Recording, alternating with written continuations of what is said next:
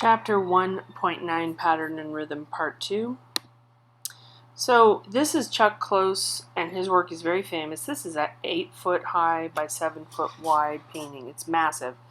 There's one of these different portraits, not just him, but there are one of these paintings in every major museum in the country, if not the world. Really super famous guy, really interesting idea that he came up with these patterns and sort of diamond-shaped little elements. We'll get a close-up in here. Let's go real close. So see how there's a square? It's broken up into squares, and then he's filling it in with different colors. So when you look at it closely, pardon the pun, he is having these shapes that are very abstracted, and it looks like a little abstract expressionist painting. But if you ever looked at a newspaper closely and you saw, or even like a low-res image, if that makes sense, how there's these jagged little segments in there, but if you back up from it, it looks like it's in focus and it's making up a piece that makes holistic sense.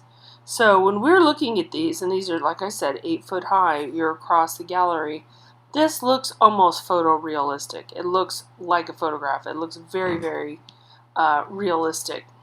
Do we have a bigger? No, I don't. Okay, but when you get up close to it, you realize it's made up of tiny little segments with different colors inside of it. So it's a grid, but it's a sort of sideways grid. So it's not square. It is a square, but it's tilted, so it's sort of on a.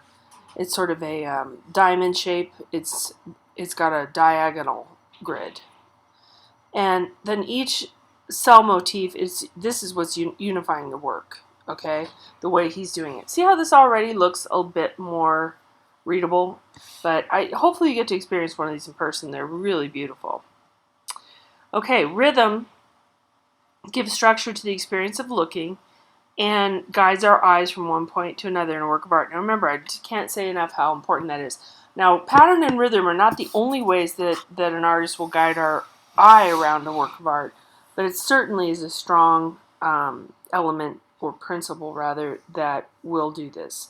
So rhythm occurs when there are at least 2 points of reference in an artwork.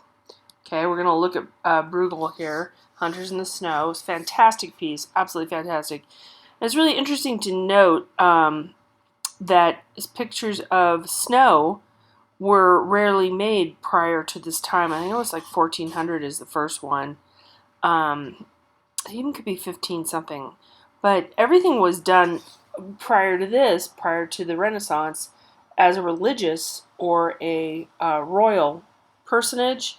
Now, royal people would usually be depicted inside, where there's no elements, no winter, spring, fall, and the religious pieces that you would see would all be the desert, because it would be based on the Judeo-Christian model where there is no snow. So reality being depicted came much later. The idea of just depicting some regular folks, that starts to happen in the Renaissance.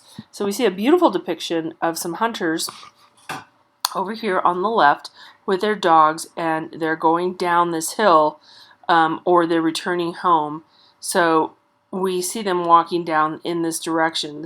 The lakes here, the water is all frozen, and people are skating and sort of cavorting on the ice, playing some games. So we see this, and directionally we have these diagonals going here. We have this bird coming across this way.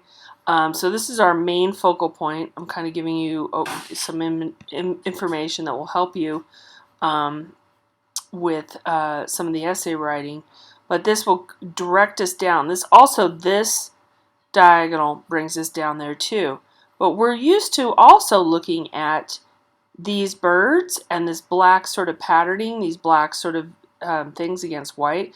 So since we're used to this, then we want to look over here. We're like, oh, there's more of that. That's what our brain does. Like, oh, there's some of those. Oh, we're going to look for more. So we're looking for these black sort of dots on a white or a lighter background, and our brain brings us there. There's also so many other things happening in here with these branches and so on. So there's a lot of pattern, a lot of repetition here, and the houses repeat the rooftops, and the mountains sort of repeat that diamond, or sorry, triangular shape. Really gorgeous painting. Okay, so that draws our attention first. That's our focal point. Then our gaze circles from the left, where they are, to the middle and the right, and then it returns to the original focal point. And I'll back up one more time on that. We go back, we start here, we go down with all this pattern, and we want to look here. And we tend to go back, kind of this is pointing us back a little bit, but then we go back and we want to see more of this pattern. We do go backward, and so our eye does travel.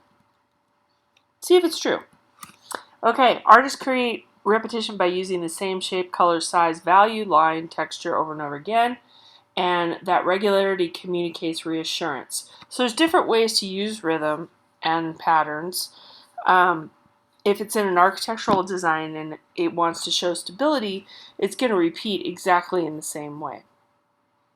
Now this does create visual interest. There's some nice contrast between white and the red brick here. Or stone, and it goes back, you know, repeats quite a bit back here. But this is, you know, a prayer hall for in the Great Mosque of Cordoba. So this is in Spain. It's kind of interesting because the northern African tribes who follow the Islamic faith conquered Spain for a period of time.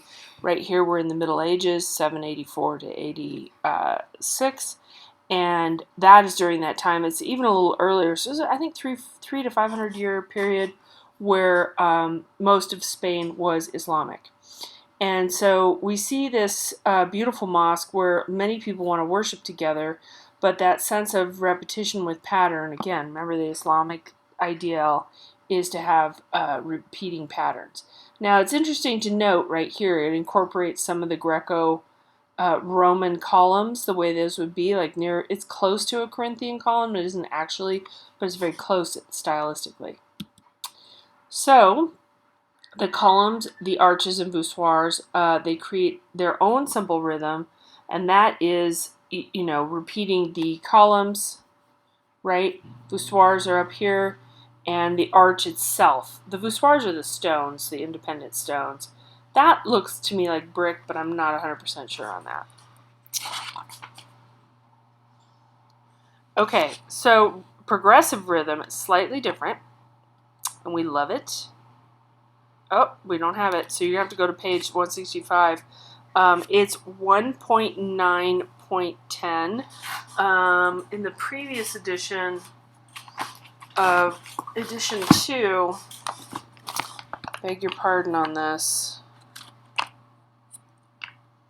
it's going to be on page 173, on the second edition, 1.9.8. Okay, so it's slightly different, but it's an artichoke, and it's going to show you a progressive rhythm. Hard to explain without showing you the image. Okay, so alternating rhythm. Multiple rhythms can become complex, and you can alternate the rhythms. That adds a little bit more excitement. Remember, our sameness is more toward unity and quietness, and then our variety is more toward visual excitement. So this is a really fun example here. We have the Ba-Ra-Irai, originally built 1700. It gets restored. A lot of these countries that have heavy rain and they use wood, you can't preserve the wood, so they just rebuild the structure. But anyway, we have these rows here, and it goes up into a pyramid, but we have some fish here, and then we have some ships, and we have some other things up here. But this is an alternating rhythm. Isn't that gorgeous? Okay, so it's a longhouse, and it serves for a place for meeting and ritual. Imaginary, not sure I understand the sentence. It's rhythms in the imaginary above the entry become increasingly irregular. So I guess we're thinking that this becomes more toward an imaginary ritualistic culture, and this is more realistic down here. That I didn't notice before. So the edge of the roof displays a regular series of symbolic icons, helps to frame the composition and give the facade a dynamic feel. Okay, rhythmic design structure. I think I'm going to have to stop here.